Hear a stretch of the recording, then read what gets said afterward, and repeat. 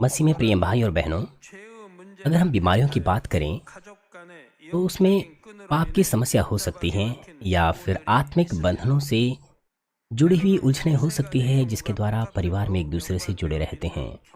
अगर हम 2 या 3 रिश्तों की बात करें, वो भी एक दूसरे से जुड़े हुए हो सकते हैं।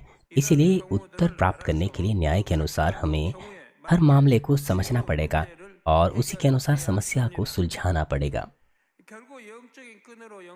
आप चंगाई प्राप्त कर सकते हैं, उत्तर प्राप्त कर सकते हैं केवल तब जब हर व्यक्ति का विश्वास जो आत्मिक बंधनों से बंधा है वो न्याय की शर्तों को पूरा करें। उदाहरण के लिए मान लीजिए 2 व्यक्ति एक ही बीमारी में पड़े हुए हैं और दोनों ही अपने पापों से पश्चाताप कर दिया, प्रार्थनाओं को ग्रहण कर लिया। उन दोनों ने ही यहाँ पर उनमें से एक ने तो केवल एक प्रार्थना से चंगाई प्राप्त कर ली, परंतु दूसरा चंगा नहीं हुआ, यद्यपि उसने 2 या 3 बार प्रार्थना ग्रहण भी कर ली। यह इसलिए नहीं है कि परमेश्वर की सामर्थ्य पर्याप्त ना हो या फिर इसलिए क्योंकि परमेश्वर ने पक्षपात किया है। इसका मतलब सिर्फ यह है कि एक व्यक्ति ने न्याय की शर्त को पूरा किया और दूसरे ने नहीं किया। हो सकता है जिसने चंगाई प्राप्त की केवल एक प्रार्थना के द्वारा, उसका मामला यह था कि उसकी जो बीमारी है उसके अपने पापों से हुई थी, इसीलिए उसे केवल अपने पापों के लिए पश्चाताप करना था। मगर दूसरे व्यक्ति के मामले में जो चंगा नहीं हुआ, यद्यपि बहुत बार प्रार्थना ग्रहण भी कर ली, तो यह समस्या न केवल उसके पापों की वजह से बल्कि उसके पूर्वज या उसके माता पिता की वजह से भी थी, जिसकी वजह से उसे बीमारी हुई। इस प्रकार के मामले में वो न्याय की शर्त को पूरा नहीं कर पाया कि वह चंगाई प्राप्त कर सके केवल अपने ही पापों के पश्चाताप करने के द्वारा। और साथ ही भले ही बीमारी पूरी तरह से उसके अपने पापों से हुई है, लेकिन न्याय की शर्तें अलग अलग होती हैं उस पाप की गंभीरता के आधार पर जो उसने किए हैं। उदाहरण के लिए मान लीजिए दो व्यक्ति एक ही प्रकार के कैंसर से पीड़ित है। एक को कैंसर इसीलिए हुआ जिसने पवित्र आत्मा की बुराई की, निंदा की, मगर दूसरे व्यक्ति ने इतना कोई गंभीर पाप नहीं किया, बल्कि उसने एक लंबे समय के चलते बहुत से पापों को एकत्र किया, इसलिए उसे इस तरह की बीमारी हुई। यहाँ पर ये 2 जन जब परमेश्वर के सामने चंगाई के लिए आए तो न्याय की शर्तें जो उन्हें पूरा करना है दोनों को चंगाई के लिए, दोनों के लिए अलग अलग होगी।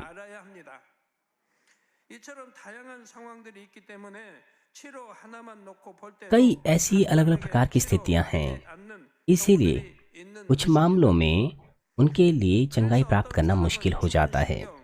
इसलिए कुछ लोगों के लिए तो उनकी मरी हुई कोशिकाएं, तंत्रिकाएं आसानी से जीवित हो जाती हैं, लेकिन कुछ ऐसे हैं जो चंगाई प्राप्त नहीं कर पाते, हालांकि वो लंबी प्रार्थनाएं करते हैं। वो इसीलिए क्योंकि वो ना तो एहसास करते हैं ना सिद्धांतिक समस्या का समाधान करते हैं।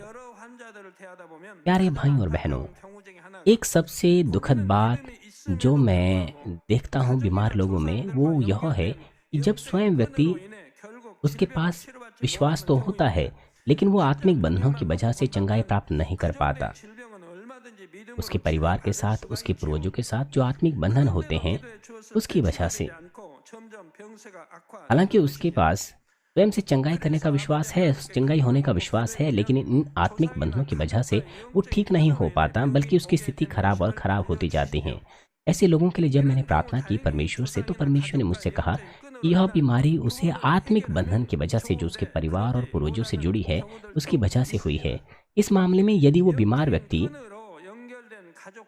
चंगा हो जाता है जब वो परिवार के लोगों से परमेश्वर के सम्मुख अपनी समस्या का समाधान कर लेता है, लेकिन कुछ मामलों में वो ठीक नहीं हो पाता है। वो इसलिए क्योंकि जब उसके परिवार के सदस्य परमेश्वर के सामने पश्चाताप ना करें, या फिर हो सकता है कि उसके पूर्वजों के पाप इतने गंभीर हो जहां समस्या का समाधान ही ना हो पाए। और ऐसे व्यक्ति के मामले में मुझे अपने हृदय से उस व्यक्ति की चंगाई का निश्चय नहीं मिल पाता है। हालांकि मैं विश्वास से उसके लिए प्रार्थना करता हूँ, लेकिन वो तैयार नहीं होता क्योंकि पवित्र आत्मा मुझ में कार्य नहीं करता है। ऐसे लोगों के लिए मैं केवल दया के आंसू ही बहा पाता हूँ। मान लीजिए इस देश में कानून बहुत अच्छे से चलता हो तो राष्ट्रपति का बेटा भी नियम का उल्लंघन करने पर सजा का पात्र हो सकता है। राष्ट्रपति चाहे तो उसे नहीं बचा सकता। जो आत्मिक नियम है वो तो और भी सटीक रूप से, कड़े रूप से मनुष्यों के ऊपर लागू होता है।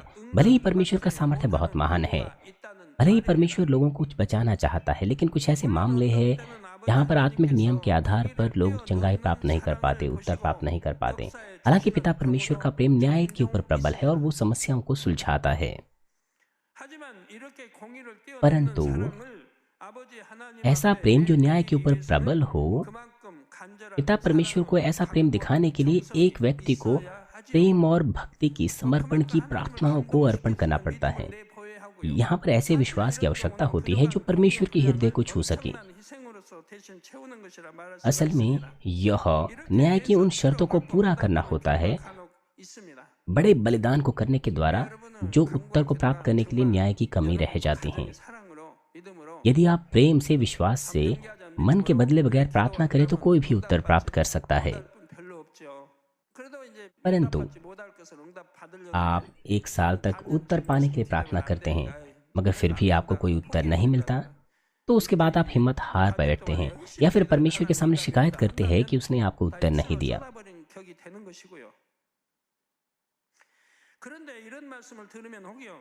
लेकिन यह सुनकर आप में से कुछ लोगों को आश्चर्य हो सकता है कि क्या हमें अलग अलग कारण ढूंढने पड़ेंगे उत्तर पाने के लिए, चंगाई पाने के लिए? इसमें तो बड़ी उलझनें हैं। परंतु असल में ऐसा नहीं है। ज़्यादातर मामलों में बीमारी के जो कारण होते हैं, वो कारण उस व्यक्ति में स्वयं पाए जाते हैं। इसीलिए अगर आप स्वयं को जांचें और अपनी कमी घटियों से, गलत कामों से पश्चाताप करें, तो आप चंगाई प्राप्त, उत्तर प्राप्त कर सकते हैं अपनी प्रार्थनाओं के। मगर जो मामले मैं आपको बता रहा हूँ, समझा रहा हूँ, ये वो मामले हैं जिन्हें न केवल जिन्होंने अपने पापों को तो सुलझा दिया है, लेकिन अभी चंगाई प्राप्त नहीं की है। इस तरह के मामलों में न केवल बीमारी उसके अपने पापों से है, बल्कि अपने पूर्वजों या माता पिता के पापों की समस्याओं से वो जुड़ा हुआ है, या फिर उसकी सिद्धांतिक समस्या कहीं ज़्यादा है उस व्यक्ति के एहसास करने से। इसलिए मैंने आपको संक्षिप्त रूप से उन मामलों के बारे में बताया है जहां पर लोग आत्मिक बंधनों से आपस में जुड़े होते हैं। उदाहरण के लिए कुछ ऐसे मामले होते हैं जहां पर लोग मृत्यु की ओर ले जाने वाले पाप करते हैं, लेकिन वो स्वयं से उन्हें एहसास नहीं करते, इसलिए वो अपनी प्रार्थनाओं के उत्तर प्राप्त नहीं कर पाते हैं। मैंने आपको समझाया है कि मृत्यु की ओर ले जाने वाले पाप कौन से होते हैं।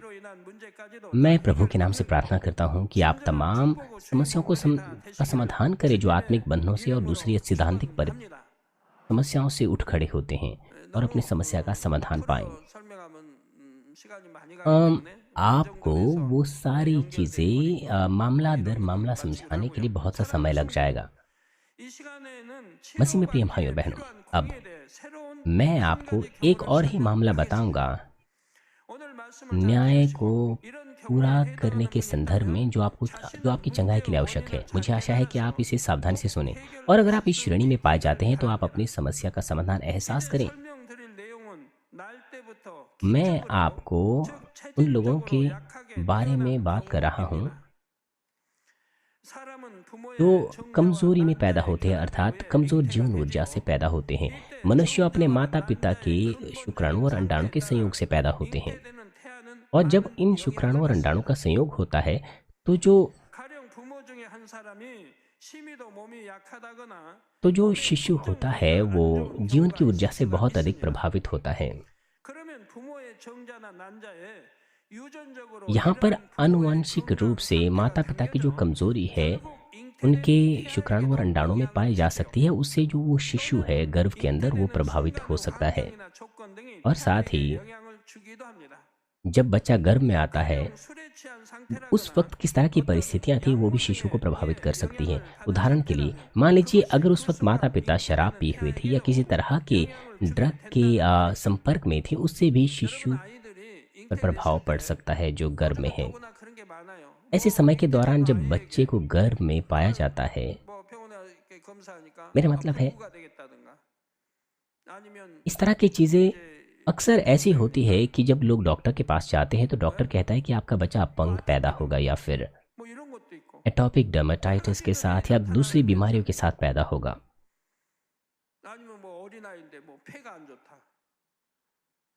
मान लीजिए आपके बच्चे में फेफड़े की समस्या है। इस तरह के भी मामले होते हैं। आमतौर पर बच्चे ने यह समस्या अपने माता पिता से प्राप्त की है।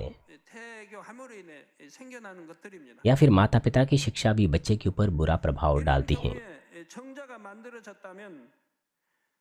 जब कोई शुक्राणु बुरी स्थिति में उत्पन्न होता है तो वह बच्चे को बहुत प्रभावित करता है। हालांकि आप ऐसा नहीं करते हैं, लेकिन मान लीजिए कोई पिता शराब पीता है और फिर वो अपनी पत्नी के साथ प्रेम करता है और उस ऐसी स्थिति में उसकी पति गर्भ प्राप्त करती हैं। तो ऐसे में जो बच्चा है उस पिता का जो शुक्राणु है वो कमज़ोर हो सकता है, या किसी चीज़ की कमी उसके अंदर हो सकती है। इससे जो ये बच्चा है प्रभावित हो सकता है, क्योंकि इस कमज़ोर शुक्राणु ने पत्नी को गर्भवती किया है, तो उसी सीमा तक वो बच्चा कमज़ोर पैदा होगा। लेकिन माँ के विषय में आप सोचिए, आजकल के दिनों में बहुत सारी महिलाएं भी धूम्रपान करती हैं, बहुत धूम्रपान करती हैं। कोई भी धूम्रपान क्यों ना करे, चाहे माता हो या पिता हो, उसका प्रभाव बच्चे के ऊपर पड़ता है। शुक्राणु कमज़ोर हो सकते हैं, या फिर जो बुरी ऊर्जा है वो बच्चे के अंदर जा सकती है और जो बच्चा है वो कमज़ोर पैदा हो सकता है।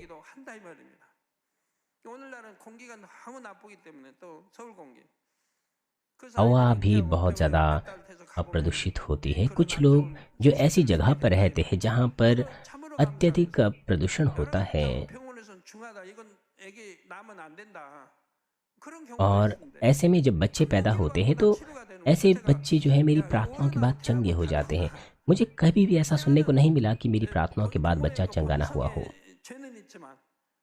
मेरी प्रार्थनाओं को ग्रहण करने के बाद मुझे कभी सुनने को नहीं मिला कि बच्चा बीमार पैदा हुआ है। स्वस्थ बच्चे हमेशा पैदा हुए हैं मेरी प्रार्थनाओं के बाद।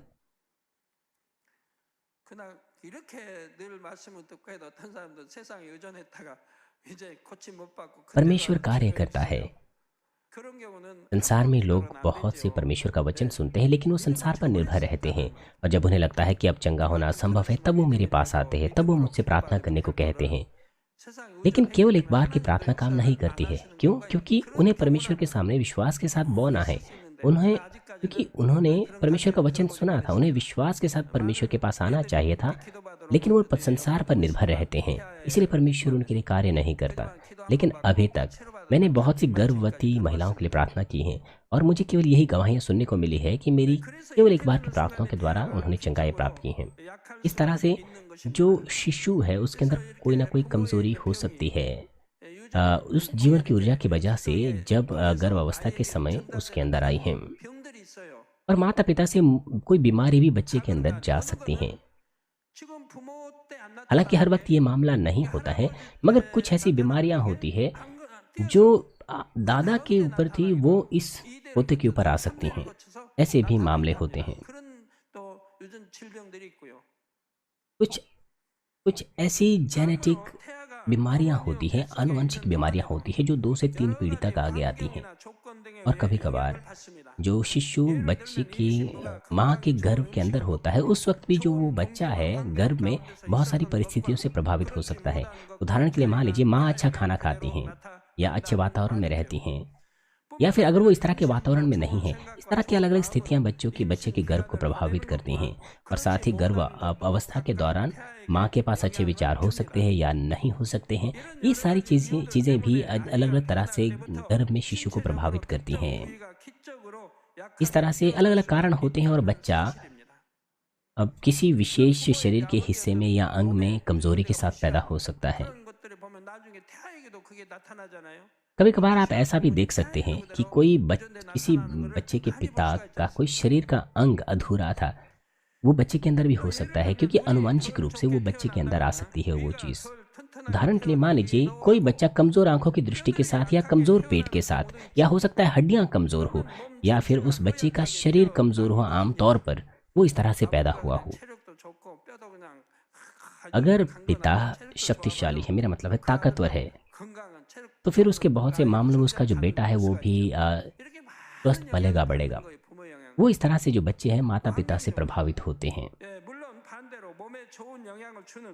लेकिन दूसरी तरफ वो जो अच्छे प्रभाव के साथ पैदा होते हैं, उनके पास बड़ी ताकत हो सकती है जीवन ऊर्जा के संदर्भ में।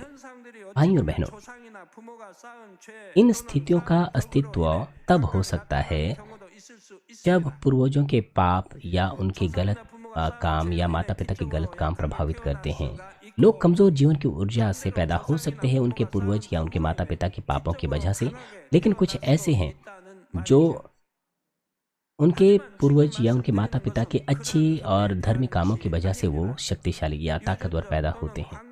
लेकिन इस वक्त मैं जिन मामलों के बारे में आपसे बातें कर रहा हूँ वो ये मामले नहीं हैं, बल्कि वो मामले हैं जिनकी जीवन ऊर्जा वातावरण की परिस्थितियों के चलते प्रभावित होते हैं। आप में से कुछ लोग मुझसे सहमत होंगे जब आप इस संदेश को सुनेंगे। जब लोग कमज़ोर जीवन ऊर्जा के साथ पैदा होते हैं तो कुछ मामले में ये तुरंत दिखता है, लेकिन कुछ मामले में यह उनके अंदर तब दिखता है जब वो काफ़ी बड़े हो जाते हैं। तो इस तरह के मामलों में उन्हें जो भी परिस्थितियां हैं उन्हें उन्हें ग्रहण कर लेना चाहिए, स्वीकार लेना चाहिए कि वो उसी तरह से पैदा हुए हैं। क्या उन्हें ऐसा करना चाहिए? बिल्कुल नहीं। भले ही वो कमज़ोर जीवन ऊर्जा से पैदा हुए हैं, तब भी वो एक स्वस्थ जीवन जी सकते हैं अगर उन्हें न्याय के नियम सही से पता चले और उनको सही से वो लागू करें। जब वो बहुत छोटे होते हैं तो उस बच्चे का जो कमज़ोर अंग है या तो वो प्रकट हो सकता है या नहीं भी हो सकता है, वो माता पिता के विश्वास के ऊपर निर्भर करता है। छोटे बच्चे सीधे रूप से अपने माता पिता के विश्वास से प्रभावित होते हैं, मगर जब वो बड़े हो जाते हैं तो उनके अपने विश्वास का प्रभाव उनकी जीवन ऊर्जा को और भी बड़े रूप से प्रभावित करता है।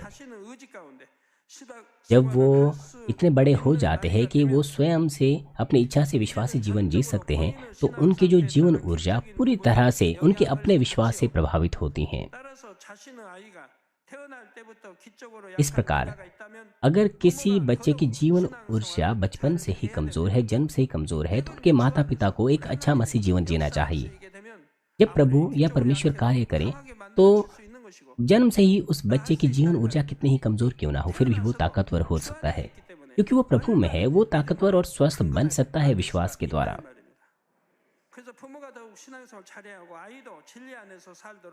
इसीलिए उसके माता पिता को और भी बेहतर मसीह जीवन जीना चाहिए।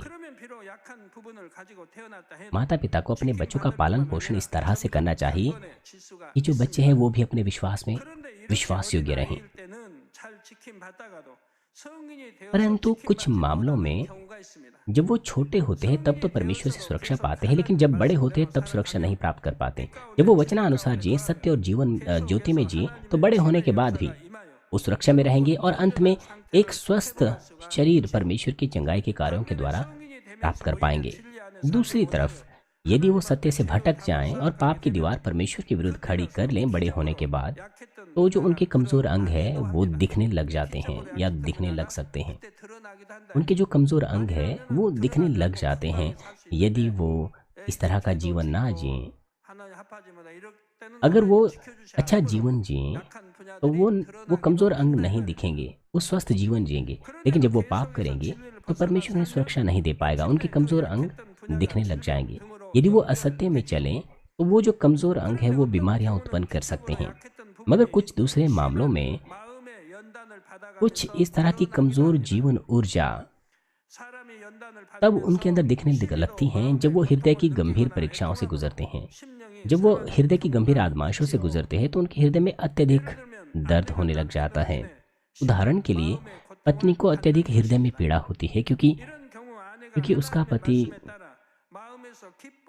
वो परमेश्वर की दृष्टि में उचित नहीं है। ऐसी स्थिति में पत्नी को वचन पर चलना चाहिए, आनंदित होना चाहिए, धन्यवादी होना चाहिए, भलाई से आजमाइशों को पार करना चाहिए। मगर कुछ लोग बार बार हृदय के दर्द को आजमाइशों से गुजरते वक्त एकत्र करते हैं। लोगों को आनंद से आजमाइशों से गुजरना चाहिए। परमेश्वर के लोगों को आनंद से आजमाइशें लेनी चाहिए। प्रेरित पौलुस गंभीर आजमाइशों से गुजरा, मगर आनंद के साथ गुजरा। क्या वो कुड़कुड़ाया? क्या उसने किसी पर दोष लगाया? वो हमेशा कहता था कि ये सब उसी की गलती है। वो अपने आप को सबसे अधिक दोषी मानता था क्योंकि उसने मसीहों को कैद खाने में डाला था। मगर गंभीर आजमाइशों से गुजरते वक्त भी वो किसी के विरुद्ध नहीं कुड़कुड़ाया। उसने हमेशा धन्यवाद दिया, वो हमेशा आनंदित रहा। अब्राहम ने भी ऐसा ही किया, परमेश्वर के लोगों ने ऐसा ही किया, और दाऊद ने भी ऐसा ही। उसने पाप किया मगर उसने पश्चाताप किया जब उसका पाप दर्शाया गया एक नबी के द्वारा, और फिर वो पवित्र होने के लिए उन विधियों से गुजरा।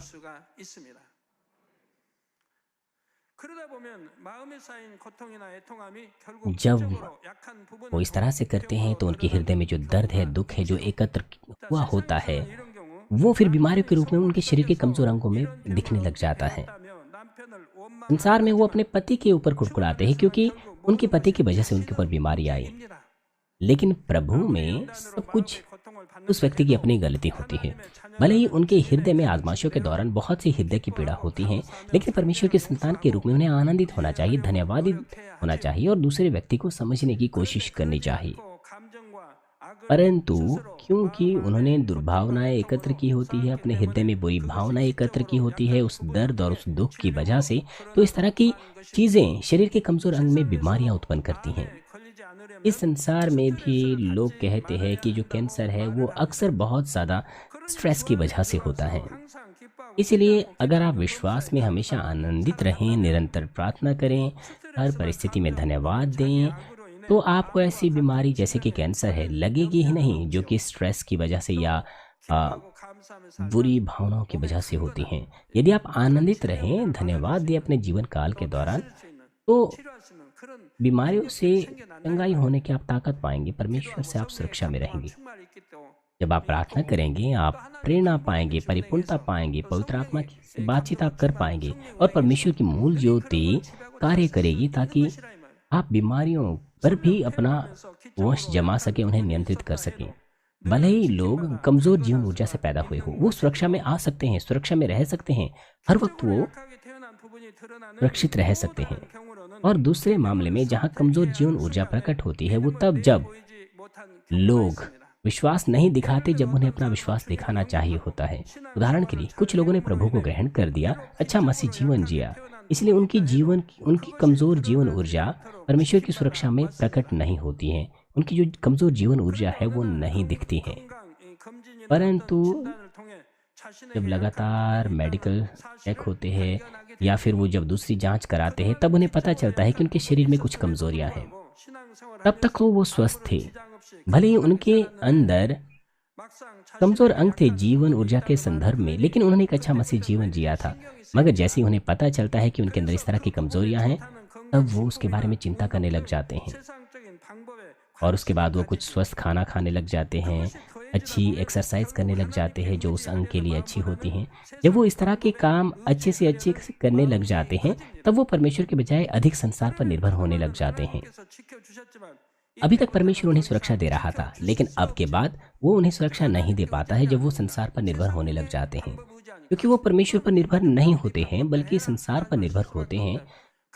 इसलिए परमेश्वर कहेगा कि आप अपने हिसाब से कीजिए। फिर परमेश्वर अपने ऊपर निर्भर होने के लिए उन पर दबाव नहीं डालेगा। वो विश्वास के द्वारा चीजों को परमेश्वर पर नहीं छोड़ते हैं। अगर तो वो शारीरिक विधि से अपनी कमजोरियां ठीक कर लें तो ये तो अच्छी बात है, अन्यथा उनके शरीर के उस कमजोर हिस्से पर बीमारी लग सकती है जो अब तक परमेश्वर के द्वारा सुरक्षित था। प्यारे भाइयों और बहनों, भले ही आप किसी कमजोर जीवन ऊर्जा से पैदा हुए हो, अगर परमेश्वर आपको सुरक्षा दे तो कोई समस्या नहीं होगी। इससे भी बढ़कर अगर आप एक अच्छा मसीह जीवन वचन के अनुसार जिएं, तो आपका जो कमजोर अंग है वो स्वस्थ रहेगा। लेकिन अगर आप परमेश्वर के सम्मुख पाप करें और सत्य में ना चलें, तो परमेश्वर के द्वारा फिर आप सुरक्षा नहीं पा पाएंगे। इस तरह के मामले होते हैं। एक व्यक्ति ने चंगाई प्राप्त की, लेकिन बाद में वो बीमारी फिर से हो जाती है। ऐसा क्यों होता है? क्या वजह है इसकी?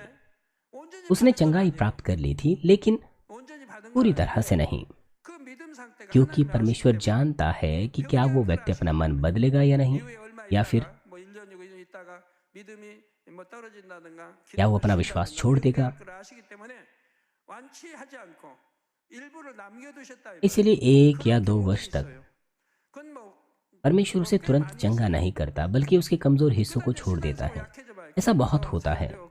जब उसका विश्वास कमजोर होता है तो उसका धन्यवाद, उसका आनंद गायब हो जाता है, वो प्रार्थना छोड़ देता है और ऐसे में कमजोर अंग दिखने लग जाते हैं, क्योंकि परमेश्वर ने उन्हें पूरी तरह से चंगा नहीं किया। यदि वो दृढ़ हृदय वाला व्यक्ति होता, परमेश्वर 100% उसे चंगा करता, मगर परमेश्वर ने कुछ कमजोर अंगों को वैसे ही छोड़ दिया और ये हिस्से बाद में दिखने लग जाते हैं। प्रभु ने क्या कहा? जब उसने बीमारों को चंगा किया, उसने कहा कि फिर से कभी पाप ना करना, अन्यथा स्थिति और भी बदतर हो सकती है। हमारे प्रभु ने इस प्रकार से कहा।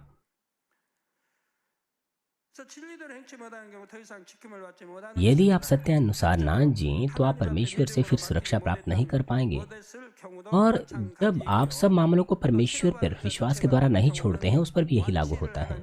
कुछ लोगों ने चंगाई प्राप्त की, लेकिन बाद में वो बीमारी फिर से हो जाती है। ये वो मामला है जहां पर परमेश्वर ने पूरी तरह से उन्हें चंगा नहीं किया। क्यों? जागृत सभाओं के दौरान कितने ऐसे लोग थे जिन्होंने चंगाई पाई? वो आए, उन्होंने अपनी गवाही दी, मगर वो फिर से जागृत सभाओं में आए। क्यों? उन्होंने फिर से प्रार्थनाएं ग्रहण की। क्यों? क्योंकि जब वो पहले चंगे हुए थे, उसके बाद उन्होंने उचित मसीह जीवन नहीं जिया। इसलिए परमेश्वर कुछ हिस्सों को वैसे ही छोड़ देता है। जब लोग सही से विश्वासी जीवन ना जिए, वो चंगा होने के बाद फिर से जागृति सभा में आते हैं। वो आमतौर पर कहते हैं कि मैंने 2 साल पहले अपने बीमारी की गवाही दी थी, मगर फिर से मैं बीमार हो गया। इसलिए अंत में वो जो अंग है, जो कमजोर ऊर्जा के साथ बना है, उसमें बीमारी लग जाती है। ये न्याय के अनुसार होता है। आप कभी भी पिता परमेश्वर को धोखा नहीं दे सकते हैं। इस प्रकार इस तरह के मामले में आपको एहसास करना है कि क्यों परमेश्वर के द्वारा आप न्याय अनुसार सुरक्षा पे नहीं रह पाए, और आपको समस्या को सुलझाना है और परमेश्वर के सम्मुख जाना है। यदि आप परमेश्वर के वचनानुसार जिए तो कमजोर अंग आपका सुरक्षा में रह सकता है और आप एक स्वस्थ जीवन जी सकते हैं। प्यारे भाई और बहनों, कुछ मामलों में न्याय की शर्तों को पूरा करने के लिए कि आप उत्तर प्राप्त कर सकें, आपको आंसू भरी प्रार्थनाएं और विश्वास के कर्मों को किसी निश्चित समय तक करना पड़ता है। मैं उन मामलों के बारे में आपको बात कर रहा हूँ जहाँ पर आपको उलझन भरी समस्याओं को जो आत्मिक बंधनों से जुड़ी है, उनको सुलझाना होता है। उदाहरण के लिए, कुछ लोगों की मान लीजिए दुर्घटना हो गई और वो अपंग हो गई। उन उन आत्मिक बंधनों की वजह से जो उनके पूर्वजों के बुरे कर्मों से जुड़े हुए थे। ऐसी स्थिति में इन आत्मिक बंधनों को पूरी तरह से तोड़ने के लिए उन्हें अधिक से अधिक भले कामों को एकत्र करना चाहिए, उतने ही भले कामों को जितने उनके पूर्वजों ने बुरे काम किए थे। ये बहुत जरूरी है। उतने भले कामों को एकत्र करने के द्वारा, मेरा मतलब उतने भले कामों को एकत्र करना जितने उनके पूर्वजों ने बुरे काम किए थे, इसके द्वारा आप उन आत्मिक बंधनों से मुक्त हो सकते हैं। मान लीजिए परमेश्वर ने उनकी प्रार्थनाओं के उत्तर नहीं दिए जब उन्होंने उतने ही परिमाण के भले काम एकत्र किए जितने परिमाण के बुरे काम उनके पूर्वजों ने किए थे। तो ऐसे समय में समय अवधि है कि वो किस तरह से करता है, ये उसके ऊपर पूरी तरह से निर्भर रहता है। उसे आंसू भरी प्रार्थनाएं करनी होती हैं, हृदय से निकलने वाले भलाई के कामों को प्रकट करना होता है। उन्हें बिल्कुल भी नहीं भटकना चाहिए अपने प्रयासों से। आप में से कुछ लोग इस प्रकार से करते हैं, वो ताही प्रार्थनाएं करते हैं, मगर बाद में वो कुड़कुड़ाते हैं, शिकायत करते हैं।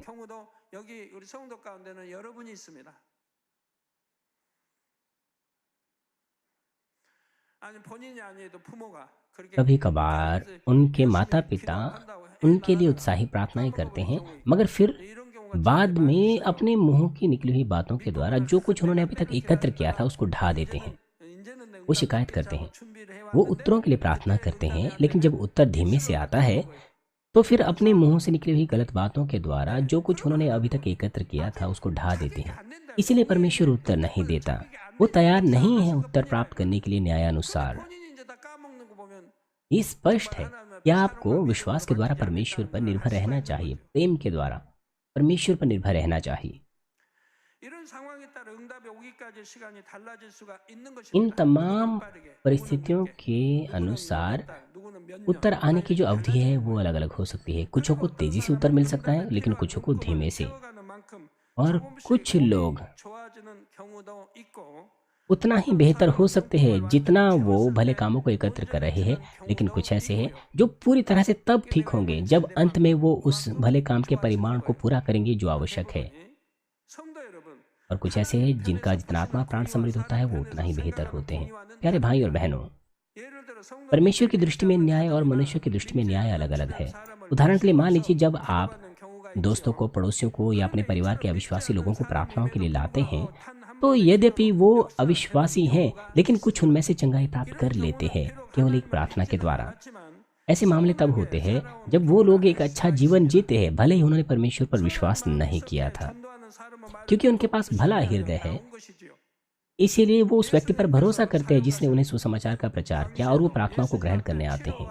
यीशु के समय में जो चंगाई के लिए, उत्तर के लिए यीशु के पास आते थे, तुलनात्मक रूप से वो लोग भले लोग थे। उस वक्त बहुत सारी बुरी अफवाहें यीशु के बारे में फैल रही थी।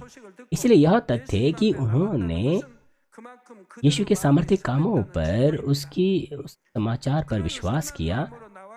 उन बुरी खबरों को छोड़ उन्होंने विश्वास किया। इसीलिए उन्होंने पर यीशु से अपनी समस्याओं के, अपनी चंगाइयों के उत्तर और आशीषें प्राप्त की। मान लीजिए, जब आप अपने परिवार के लोगों को सुसमाचार का प्रचार करते हैं, आपको उनके अंदर सबसे पहले विश्वास बोना चाहिए। अगर उसके पास विश्वास है उत्तर प्राप्त करने का, तो उसे कहना चाहिए कि मुझे आप वहां ले जाइए, मैं वहां प्रार्थना ग्रहण करना चाहता हूँ। इस तरह से होना चाहिए। तब उसके पास चंगाई को प्राप्त करने वाला विश्वास, तब परमेश्वर विश्वास के अनुसार कार्य करेगा। आपको लोगों पर दबाव नहीं डालना चाहिए कि वो आएं और प्रार्थना ग्रहण करें।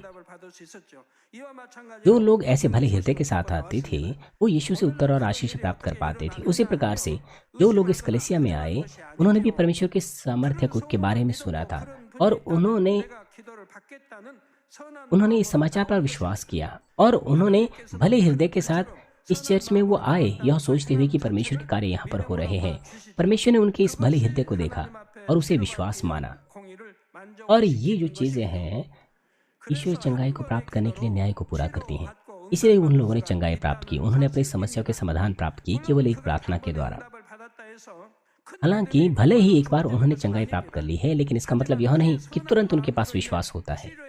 मगर क्योंकि उनके भले हृदय की वजह से उनके पास विश्वास हो सकता है, और फिर ईश्वरीय चंगाई को अनुभव करने के बाद उनका विश्वास बढ़ सकता है, क्योंकि उनका हृदय भला है। परमेश्वर को एक बार अनुभव करने के बाद, जब वो एक विश्वासी के जीवन के रूप में जीवन जीते हैं, वो अपना विश्वास बढ़ा सकते हैं और भी स्वस्थ हो सकते हैं। भले ही वो कहते हैं कि वो चंगे हुए, लेकिन अगर वो चर्च को छोड़ के चले जाए, वो फिर से बीमार हो सकते हैं। उनका परमेश्वर से फिर कोई लेना देना नहीं होगा। या फिर कुछ अन्य मामले होते हैं, कुछ विश्वासी प्रार्थनाओं के उत्तर प्राप्त नहीं करते, भले ही उन्होंने प्रार्थनाओं को ग्रहण किया है। तथ्य यह है कि अगर विश्वासी विश्वास के साथ आए, तो यह स्वाभाविक है कि वो और भी तेजी से, अविश्वासी के मामले या अविश्वासी की तुलना में वो और भी तेजी से उत्तर प्राप्त करेंगे। मगर फिर भी अगर वो उत्तर प्राप्त ना करें, तो इसका मतलब है कि उनमें से कुछों के पास ऐसा हृदय नहीं है जो अविश्वासी से बेहतर हो। इन लोगों के लिए उत्तर प्राप्त करना आसान नहीं होता है न्यायानुसार। भले ही वो आते हैं और बहुत बार प्रार्थनाओं को ग्रहण करते हैं, और वो कहते हैं कि वो विश्वास करेंगे और चंगाई प्राप्त कर लेंगे। ऐसे मामलों में भी अगर वो अपने गलत कामों से, बीते समय के गलत कामों से पश्चाताप करें, बुरे व्यवहार से पश्चाताप करें, तो कभी भी वो प्रार्थनाओं से चंगाई प्राप्त कर सकते हैं। क्या वजह है कि विश्वासी उत्तर प्राप्त नहीं करता यद्यपि वो प्रार्थना करता है? उसकी वजह यह है कि उसका भीतरी हृदय बुरा है। परमेश्वर के लिए उसके पास प्रेम नहीं है, वो वचनानुसार नहीं जीता है। लेकिन जब वो पश्चाताप करें, प्रार्थना ग्रहण करे, तो वो चंगा हो जाएगा। आइए मैं संदेश का सारांश आपको दूंगा। मसीह में प्रिय भाई और बहनों, यशायाह 59 अध्याय 1 और 2 पद में लिखा है कि सुनो, यहोवा का हाथ ऐसा छोटा नहीं हो गया कि उद्धार ना कर सके, वह ना ऐसा बहरा हो गया है कि सुन ना सके, परंतु तुम्हारे धर्म के कामों ने तुमको तुम्हारे परमेश्वर से अलग कर दिया है, और तुम्हारे पापों के कारण उसका मुंह तुमसे, आपके पापों ने आप और परमेश्वर के बीच में अलगाव कर दिया है। पाप की दीवार की वजह से आप परमेश्वर से बातचीत नहीं कर पाते, और तुम्हारे पापों के कारण उसका मुंह ऐसा छिपा है कि वह नहीं सुनता। आपके पाप से परमेश्वर का मुख आपसे छिप जाता है, जिसका मतलब है परमेश्वर आपको नजरअंदाज करता है। जब परमेश्वर आपको नजरअंदाज करे, तो फिर वह आपकी प्रार्थनाओं को नहीं सुनता। जैसे कि भजन संहिता में लिखा है, जब आप अपने हृदय में पाप के साथ प्रार्थना करें, तो परमेश्वर आपकी प्रार्थनाओं को नहीं सुनता है। अगर पाप की दीवार आप और परमेश्वर के बीच में हो, तो भले ही परमेश्वर हमें उत्तर देना चाहें, मगर वो उत्तर हम तक नहीं पहुंच सकता। इसीलिए चंगाई प्राप्त करना या समस्याओं के उत्तर प्राप्त करना वो तब शुरू होता है जब आप इस पाप की दीवार को तोड़ देते हैं जो हमारे और परमेश्वर के बीच में खड़ी होती हैं। और आज मैंने आपको वो मामले बताए जहाँ पर यह पाप की दीवार केवल किसी के अपने पापों की वजह से नहीं बनती, बल्कि दूसरों के पापों की वजह से भी होती है जो आपस में जुड़े होते हैं।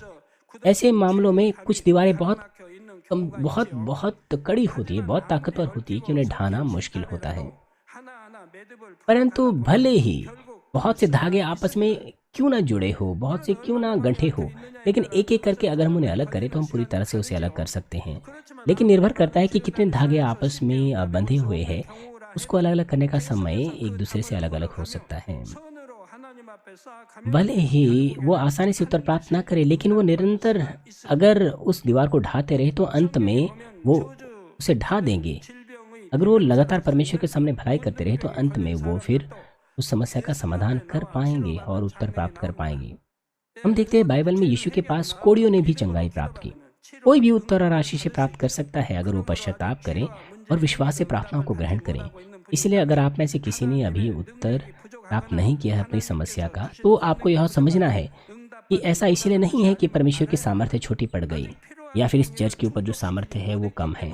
ऐसा इसलिए है क्योंकि आपने न्याय की शर्तों को अभी पूरा नहीं किया है। परंतु अगर आप लगातार परमेश्वर पर भरोसा करते रहें, उससे प्रार्थना करते रहें, तो एक दिन आप उस उत्तर प्राप्त करने के लिए जो राशि है उसे पूरा कर पाएंगे और उत्तर प्राप्त कर पाएंगे। और इससे भी बढ़कर इस कलीसिया में आप न्याय के परिमाण को और भी तेजी से आत्मिक क्षेत्र में पूरा कर सकते हैं। भले ही आपने चंगाई या उत्तर अपनी समस्याओं के प्राप्त नहीं किए हैं, लेकिन मैं आपसे आग्रह करता हूं कि आप धन्यवाद रहें। आप धन्यवादी रहे परमेश्वर के महान अनुग्रह के लिए, और धन्यवाद और प्रार्थना करते रहे विश्वास के साथ। तब परमेश्वर की आशीषों का अनुग्रह जो हमेशा हमें भली वस्तु देना चाहता है आपके जीवन में उमड़ेगा। मैं प्रभु के नाम से प्रार्थना करता हूँ कि आप सभी लोग प्रभु के ऐसे, परमेश्वर के ऐसे अनुग्रह का अनुभव कर सकें। आइए संदेश पर सोचते हुए सभी लोग साथ मिलकर प्रार्थना करें। 두 번째 한 말씀을 통해서 아버지 또 조상으로 오는 끈과 자기 자신이 아버지 또 질병으로 인해서 오는 공유도 있습니다. 아버지 대부분 질병이 아버지 또 죄의 문제로 온다고 했습니다. 그러므로 아버지 또 사망으로 오는 모든 죄나 이런 것들 철저히 회개하고 돌이켜서 아버지 더 씻김받게 하여 주시고, 어떤 죄를 지었다 할지라도 아버지 또 가족들이 기도하고 또 자신이 기도할 때 아버지 철저히 회개하고 돌이켰을 때는 어떤 질병도 해결받을 수 있다고 귀한 말씀을 들었습니다. 그러면 우리가 더 아버지 보시기에 선을 쌓게 하시고 아버지 말씀대로 살아가서 아버지 치료와 공의의 법칙이 우리 온전히 우리 마음에 적용될 수 있도록 능력 주시고 충만케 하여 주옵소서. 감사합니다. 우리 주 예수 그리스도 이름으로 기도하옵나이다. 아멘. 당장 입에 환자를 위한 기도를 받겠습니다. 아픈 곳이나 연약한 곳에 अपने पास्टर की बीमारों के लिए प्रार्थना को वीडियो के माध्यम से ग्रहण करेंगे। अपना हाथ अपने बीमार अंगों पर रखें, और अगर आप बीमार नहीं हैं अपने हृदय की इच्छाओं के लिए अपने हाथ को अपने हृदय पर रखें और विश्वास से इस प्रार्थना को ग्रहण करें। हालेलुया। सर्वशक्तिमान हमारे प्रेमी पिता परमेश्वर, कृपया अपना हाथ तमाम विश्वासियों पर रखें जो इस वक्त इस प्रार्थना को ग्रहण कर रहे हैं। समय और दूरी को मिटाते हुए अपना कार्य उन लोगों पर प्रकट कीजिए जो GCN और इंटरनेट के द्वारा सैटेलाइट टीवी पर, शाखा और संघी कलीसियाओं में और परमेश्वर की संतान संसार भर में इस प्रार्थना को ग्रहण कर रहे हैं। उन्हें हृदय से विश्वास करने के योग्य विश्वास दीजिए, नकारात्मक विचार और शक दूर कीजिए। सिर से लेकर पैर तक सभी अंदरूनी अंग, कोशिकाएं, ऊतक और तंत्रिकाएं और जो भी बीमार अंग हैं उन्हें पवित्र आत्मा की आग के द्वारा झुलसा दीजिए और मूल ज्योति के द्वारा।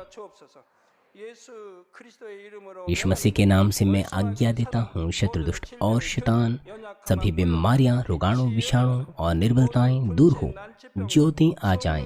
कृपया उनके तमाम असाध्य और अंतकारी रोग पवित्र आत्मा की आग के द्वारा झुलसा दीजिए। तमाम प्रकार के महामारियां, मलेरिया सहित दूर कीजिए। तमाम प्रकार के संक्रामक रोग जैसे कि जुकाम और बुखार दूर हो, उन्हें सुरक्षा दीजिए तमाम प्रकार के रोगाणुओं और विषाणुओं से। तमाम पेट, फेफड़े, जिगर, छाती, यूट्रेन और आंतों के कैंसर से उन्हें चंगा कीजिए। एड्स, लुकेमिया, दिमागी रक्तघात, उच्च रक्तचाप, धीमा रक्तचाप, मधुमेह, थायराइड की समस्याएं, हृदय, फेफड़े और स्त्री रोग और तमाम सूजन और जलन दूर हो। पोलियो, लकवा, गठिया और हर्निएटेड डिस्क से उन्हें चंगा कीजिए। पीठ दर्द, सिर दर्द और मानसिक दर्द और सभी दूसरे दर्द गायब हो जाएं। मिर्गी, स्वलिनता, उदासी, तंत्रिका रोग और दूसरी मानसिक बीमारियां दूर हो। तमाम प्रकार के लकवे खुल जाएं, उठें, चलें और कूदें। आंखें सामान्य देखने लगें, कान सामान्य सुनने लगें, अंधे देखने लगे, बहरे सुनने लगे और गूंगे बोलने लग जाएं। तमाम प्रकार के दुर्घटना के दुष्प्रभाव से उन्हें चंगा कीजिए। उनकी टूटी हड्डियां जोड़ दीजिए। उन्हें जलन से ठीक कीजिए। जलन और दहन संवेदना उनसे दूर हो। पिता, कोई दाग वहां न रह जाएं। तमाम प्रकार के नशे की लत से, जहर पदार्थ और उनके इस्तेमाल से साफ हो जाओ। मृत कोशिकाओं, तंत्रिकाओं को फिर से जिला दीजिए। मृतकों को जिला दीजिए। उन्हें गर्भधारण की आशीष दीजिए। आप गर्भधारण की आशीष प्राप्त करने पाएं। यीशु मसीह के नाम से मैं आज्ञा देता हूँ, शत्रु, दुष्ट और शैतान, हवाओं के सामर्थ्य के शासक, स्वर्गीय स्थानों की बुराई की सेनाएं और उनके दास दूर हो। बुरी, अशुद्ध, झूठी, धोखे की और अलग करने वाली आत्माएं और अंधकार के तमाम बल दूर हो। दुष्टता के तमाम बंधन खुल जाएं, अंधकार दूर हो, ज्योति आ जाएं। पिता परमेश्वर, उन्हें ताकत दीजिए कि वे प्रार्थनाओं को पुकारें। पापों को दूर करने की उन्हें सामर्थ्य दीजिए और वो पवित्र हो जाएं।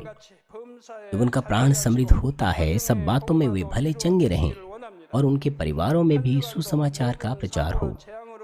उन्हें सुरक्षा दीजिए तमाम दुर्घटना और विपत्तियों से पूरे सप्ताह भर, और आशीष दीजिए कि एक समृद्ध जीवन बिना समस्या के वे जी सकें। पवित्र आत्मा के अग्नि में बाड़े में स्वर्गीय सेना, स्वर्गदूतों और अपनी धधकती आंखों से अपने सभी बच्चों को, उनके घर, कार्यशालाओं और व्यापारों को सुरक्षा दीजिए। विद्यार्थियों को बुद्धि और समझ दीजिए। जोश और जुनून, मेहनत से पढ़ाई करने के लिए उन्हें दीजिए। कृपया उनका हृदय और मन संसारिक चीजों से बचाएं और वो परमेश्वर को और भी अधिक जुनून के साथ प्रेम करने पाएं। चाहे आपके बच्चे खाएं, पिएं या जो कुछ भी करें, इन सब में वो अपना जीवन पिता परमेश्वर आपको महिमा देते हुए जीने पाएं। वो जीवित परमेश्वर की गवाही ये कहकर देने पाएं कि मैं परमेश्वर से मिला हूँ, मैंने परमेश्वर का अनुभव किया है, उससे उत्तर और आशीषें प्राप्त किए हैं। पिता परमेश्वर, आपका धन्यवाद। सारी महिमा केवल आपको मिले। हमारे प्रभु यीशु मसीह के नाम से प्रार्थना करता हूँ, आमीन।